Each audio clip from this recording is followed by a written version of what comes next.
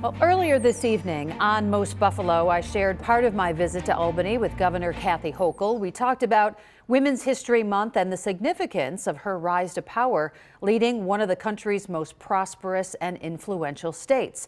And I also took the opportunity, of course, to ask several questions that many of you have been asking us, among them, the new Bills Stadium. I have a team that I need to make sure would stay in Buffalo. Governor Hochul and her team were the chief negotiators with the Pagulas for building the new Buffalo Bills Stadium in Western New York. The deal, with a $1.4 billion price tag, includes $850 million worth of taxpayer funds, making it the most subsidized NFL stadium in the country. And for some, insult to injury was putting that money into an already affluent suburb. What do you say to those people for them to feel better about it not being in the city? Having 8 games played at a stadium, I don't know if that's the catalyst that Buffalo needs. We need to fix that neighborhood. I'm very focused on the Perry Street projects, revitalizing this area. The other priority, she says, was avoiding lawsuits and getting this massive project completed quickly. Otherwise, I guarantee there would be litigation because people would be displaced from their homes who live there now.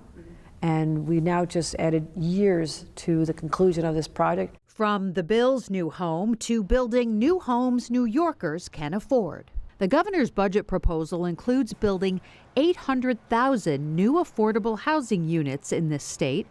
But local leaders are concerned that a state mandate to increase housing even by an estimated 1% would circumvent local government's control of their zoning regulations. How do you answer that? I answer this with the experience of someone who served in local government for 14 years, my town board, and I know all the ways that communities can encourage housing to be built, not just affordable. We're talking about all levels of housing.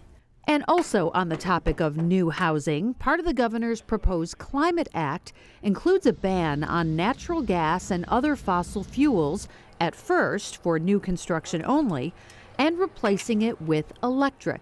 The latest Siena poll shows Western New Yorkers overwhelmingly oppose this. I love my gas range, but more importantly, the practicalities of being a Western New Yorker. When we had 47 people die in our last blizzard and tens of thousands we reported had lost power. Critics say that all electric heating really makes us more vulnerable and makes storms more deadly in places like Western New York. So we're talking about a transition that's going to happen over time. I mean, you enjoy your gas stove, keep your gas stove. No one's touching your gas stove. But we're not going to get there until we're ready with all the backup energy storage sources that people will be able to rely on if the power goes down during a storm. I will make sure that. I'm from Buffalo. I lived through that blizzard. I was literally there and witnessed what happened. And so this is personal to me, and I'll make sure that people can alleviate the fear that they may have around this. And I want to have honest conversations about what we're talking about.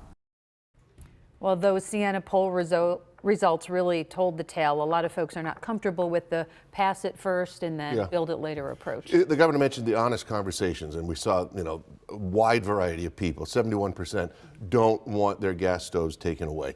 Question, she mentioned backup energy storage sources for home heating. Did she give you any more detail on what those might be, Maryalice? She referenced battery power. Battery power. But to my knowledge, that doesn't exist yet on the scale that we're looking at when you're talking about everyone converting and slowly phasing out fossil fuels. But she said that this is a transition that's going to happen over time. But in her proposals, there really aren't any commitments to what that time will be. And who knows when that technology will be available and will be working and will do the job that they're hoping it will be. It'll be interesting to see if she continues to push it with 71% against it, apparently. Absolutely. We'll keep following. Yep.